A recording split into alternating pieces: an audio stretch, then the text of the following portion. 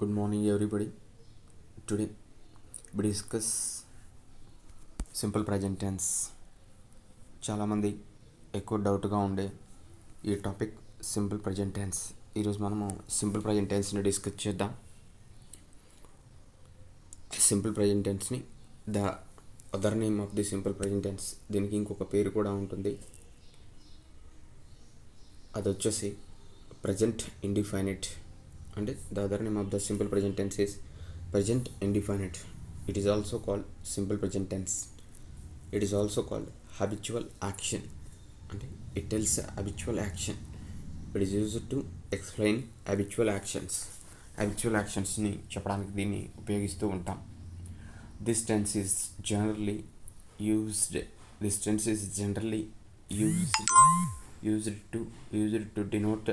This tense is generally used to denote. This tense is generally used to denote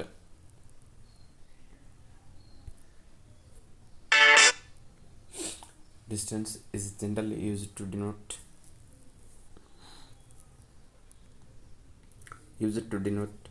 habit,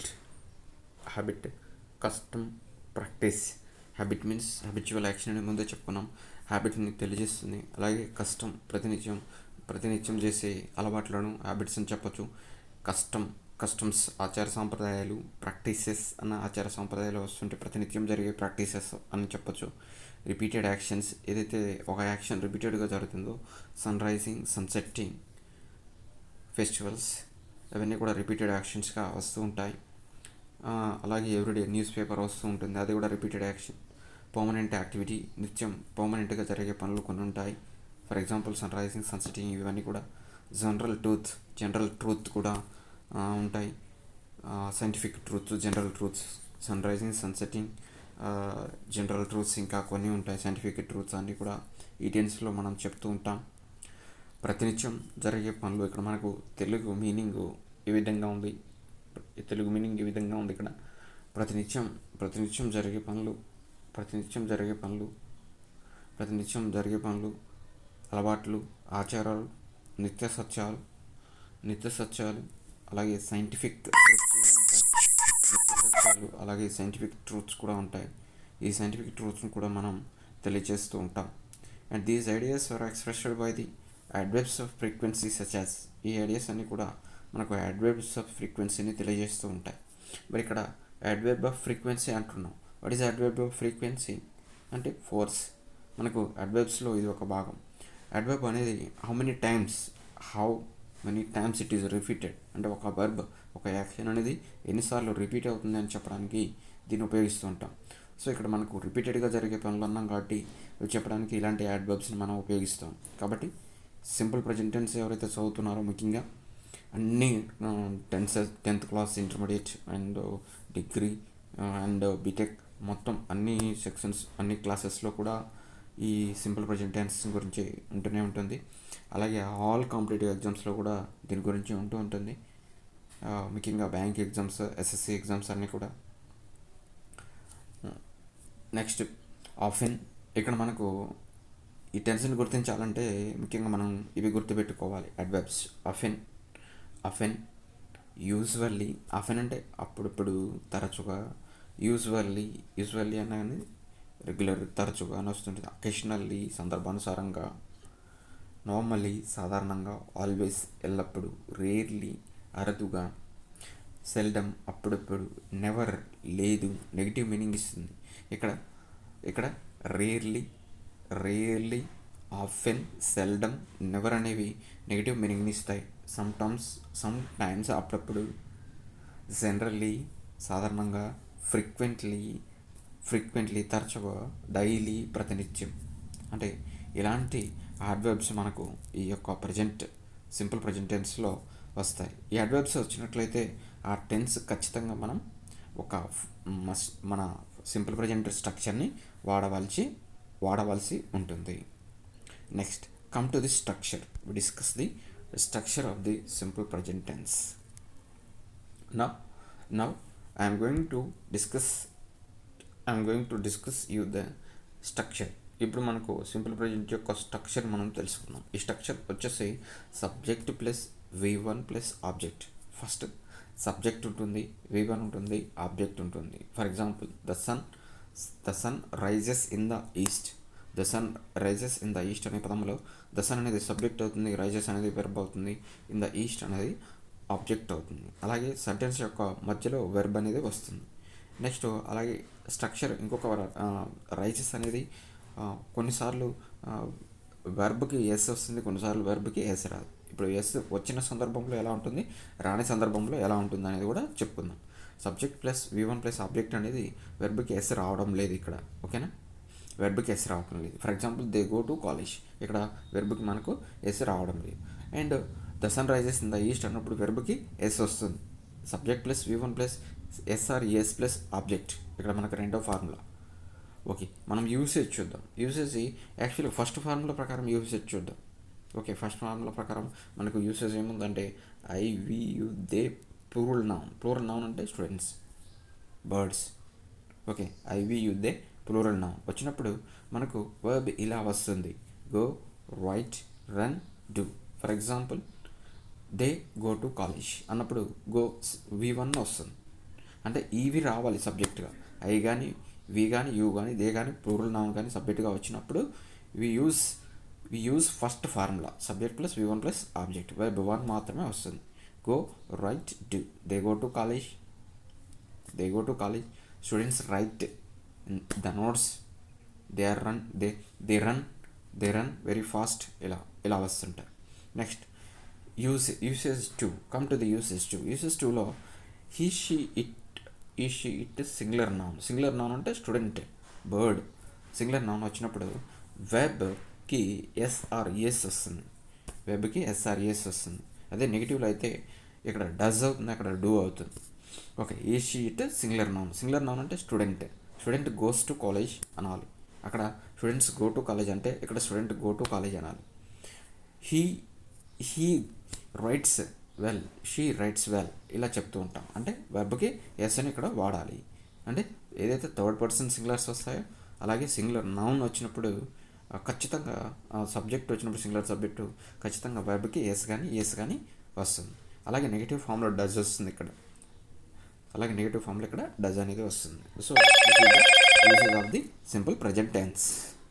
next we discuss some examples of the simple present tense. మరి మనకు ఈ simple present టెన్స్కి సంబంధించిన కొన్ని ఎగ్జాంపుల్స్ని మనం discuss చేద్దాం. Here we have some examples. Come to the example 1. ఇక్కడ మనకు goes అనే వెర్బ్ ఉంది, చూద్దాం. ద ఓల్డ్ లేడీ మన సింగులరా ప్లూరలా అని తెలుసుకోవాలి. ద ఓల్డ్ లేడీ అంటే సింగులర్ కాబట్టి సింగులర్కి ఏమొస్తుంది, గోస్ అని వస్తుంది. The old lady goes for walking in the morning. ఏమొస్తుంది ఇక్కడ, subject plus V1 plus object వస్తుంది. Okay, the old lady goes for walking in the morning. మరి ఇన్ ద మార్నింగ్ అన్నాం, ఫర్ వాకింగ్ రెగ్యులర్గా వాకింగ్కి వెళ్తుంది, ఇది ప్రతినిత్యం జరిగే పని. ఇన్ ద మార్నింగ్ ఆమె ఎప్పుడు మార్నింగ్ వెళ్తూనే ఉంటుంది. అక్కడ ఆ టైం చూస్తే మనకు అది ఎవ్రీడే యాక్టివిటీ లాగా ఉంది. సో సి గోస్ అని వస్తుంది. Next second example. Go to the second example. పార్ల్ యూజువల్లీ బిలీవ్స్ ఎవ్రీబడి. ఈ పార్ల్ అనేవాడు సాధారణంగా ఎవరినైనా నమ్ముతూ ఉంటాడు, అంటే ఎవరినైనా తను నమ్ముతూ ఉంటాడు అనమాట. ఓకే, ఇది బిలీవ్స్ అనేది వస్తుంది, ఎందుకంటే పార్ల్ is a singular verb. Next Arnav, ఇది కూడా పేరే. ఆర్నవ్ ఆఫెన్ అనేది వచ్చిందంటే మనకి ఇది ఈ టెన్స్ అనే అనుకోవచ్చు. Often late for the lunch. ఇలాంటి అప్పుడప్పుడు, ప్రతినిత్యం రాడు, అప్పుడప్పుడు లంచ్కి లేట్గా వస్తాడంట. సో ఇక్కడ ఆర్నవ్ అనే సింగులర్ వర్బ్ కాబట్టి గెట్స్ అనేది వస్తుంది. Next Suhani always comes in time. ఆమె ఎప్పుడు ముందుగానే వస్తుంది. ఆర్నవ్ లేట్గా వస్తాడు కానీ ఈమె మాత్రం ముందుగానే వస్తుంది. సుహాని అని ఉంది కాబట్టి ఇక్కడ సింగులర్ కాబట్టి కమ్స్ అని వస్తుంది. నెక్స్ట్ శౌర్య సెల్డమ్ అంటే ఏంది, అప్పుడప్పుడు, రెగ్యులర్లీ అనే దానికి ఆపోజిట్ ఇది నెగిటివ్ వర్డ్ సెల్డమ్ అనేది. ఓకే, ఆఫెన్ అనేది కూడా negative word. Seldom gets up late, ఈమె అప్పుడప్పుడు లేటుగా మేల్కొంటుంది. సెల్డమ్ గెట్స్ అప్ లేటుగా మేల్కొంటుంది. సో ఇది కూడా ఫస్ట్ ఫార్ములాకి సంబంధించినవి. ఇవన్నీ ఫస్ట్ ఫార్ములాకి సంబంధించినవి. ఓకేనా. Next But this tense also uses to make statements present showing permanent nature, activity, and subject and eternal principles. అంటే పర్మనెంట్ అంటే showing permanent nature, activity and subject and eternal principles. అంటే నేచురల్గా జరిగే సంఘటనలన్నీ కూడా ఇక్కడ చెప్తూ ఉంటాం. అండ్ ఎటర్నల్ ప్రిన్సిపల్స్ కొన్ని శాశ్వతంగా జరిగే నిత్య సత్యాలు లాంటివి కొన్ని ప్రిన్సిపల్స్ కూడా ఇక్కడ చెప్తూ ఉంటాం అన్నమాట. Come to those. For example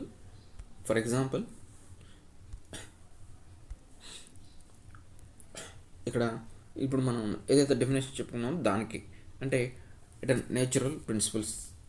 okay, next I know him well, నాకు అతను బాగా తెలుసు. మరి ఇక్కడ ఎందుకు వెర్బ్ సింగులర్ వెర్బ్ వచ్చిందంటే ఐ హీ షీ ఇట్ అంటే థర్డ్ పర్సన్ సింగులర్స్ వచ్చినప్పుడు అలాగే వస్తుంది. మళ్ళీ ఇక్కడ హీ వచ్చినప్పుడు ఇలా వస్తుంది. ఐకి సింగులరే ఉంటుంది, సింగులర్ వెర్బే ఉంటుంది. ఐకి వెర్బ్కి V1 మాత్రమే ఉంటుంది. ఐ వచ్చినప్పుడు ఐ సింగులర్ అయినప్పటికీ V1 మాత్రమే ఉంటుంది. ఇది బాగా గుర్తుపెట్టుకోవాలి. ఐ సింగులర్ అయినప్పటికీ V1 మాత్రమే ఉంటుంది. ఇది ఫస్ట్ ఫార్ములా ఇంప్లిమెంట్ అవుతుంది. మళ్ళీ హీ షీట్ వచ్చినప్పుడు సెకండ్ ఫార్ములా ఇంప్లిమెంట్ అవుతుంది. హీ టీచెస్ సెయింట్ జావియర్ కాలేజ్లో టీచ్ చేస్తాడు. ద కవ్ అంటే సింగులర్, ఐ సింగులరే కానీ ఐకి ఫస్ట్ ఫార్ములా ఉంటుంది. Okay, I we you they first formula ఉంటుంది ప్లూరల్ నౌన్కి. ద కవ్ గివ్స్ మిల్క్ అంటే ఆవులు పాలిస్తాయి. అంటే అదేంటి, నేచర్ ఆఫ్ దట్ కవ్, ఆ కవ్ యొక్క లక్షణం, అది ఫీచర్. ఓకే, అది ఆ జాతి ఏదైతే ఉందో అవి పాలను ఇస్తాయి కాబట్టి ఆ ఆవుల గురించి చెప్తూ ఉంటుంది ఇక్కడ, నేచర్ అని చెప్పొచ్చు. Next river freezes at high altitude. నది సింగులర్ నౌన్. రివర్స్ ఇక్కడ ప్లూరల్ వచ్చింది అందుకే ఫ్రీజ్ అవుతుంది. రివర్ ఒకటే ఉంటే ఫ్రీజెస్ అవుతుంది, రివర్స్ ఉంది కాబట్టి ఫ్రీజ్ అవుతుంది. River freeze at high altitude అంటే బాగా ఎత్తైన అక్షాంశంలోకి వెళ్ళినప్పుడు నది గడ్డగడుతూ ఉంటుంది. ఇదేంటి, సైంటిఫిక్ ట్రూత్ ఆర్ జనరల్ ట్రూత్గా చెప్పచ్చు. Next additional usage of the present indefinite tense. ఇంకా ఇదే కాకుండా కొన్ని ప్రజెంట్ ఇండిఫినిట్ టెన్స్ని ఇంకా కొన్ని అడిషనల్ యూసేజ్ కూడా యూజ్ చేస్తూ ఉంటాం. అవేంటో చూద్దాం. హిస్టారికల్ ప్రజెంట్ ఎప్పుడో గతంలో హిస్టారికల్ ప్రజెంట్ కొన్ని విషయాలను చెప్పడానికి ఇలా చెప్తూ ఉంటాం. అంటే ఏదైనా ఒక స్టోరీస్ని వీటిని చెప్పడానికి, వాటిని రియలైజేషన్లో తీసుకురావడానికి స్టోరీస్ని పాస్ట్ ఫామ్ వాడకుండా ప్రజెంట్ ఫామ్ను కూడా వాడి చెప్పొచ్చు. ఓకే, అంటే ఏంటి, హిస్టారికల్ ప్రజెంట్ అంటే స్టోరీ టెల్లింగ్లో కొన్నిసార్లు రియలైజేషన్ చేయడానికి, రోల్ ప్లే టైప్లో చేయడానికి దాన్ని వాడుతూ ఉంటాం అన్నమాట. Okay, now Netaji enters and addresses the Indian soldiers. అంటే నౌ నేతాజీ అంటే ఉన్నాడు, ఆయన లేడు. నేతాజీ ఉన్నాడా, లేడు, ఆయన ఇప్పుడు చనిపోయాడు. కాకపోతే ఇక్కడ ఏంటి, నేతాజీ ఇప్పుడు వస్తున్నాడు అంటే ఏంటి, ఇక్కడ historical present.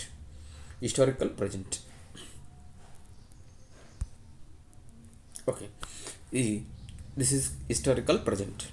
Next now Netaji enters. Okay, and enters అంటే V1 వస్తుంది, వెబ్కి SRES వస్తుంది.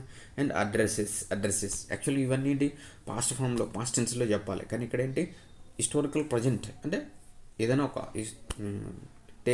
స్టోరీస్ని చెప్పడానికి, రియలైజేషన్లో చెప్పడానికి ఇక్కడ సింపుల్ ప్రజెంట్ వాడి చెప్పొచ్చు.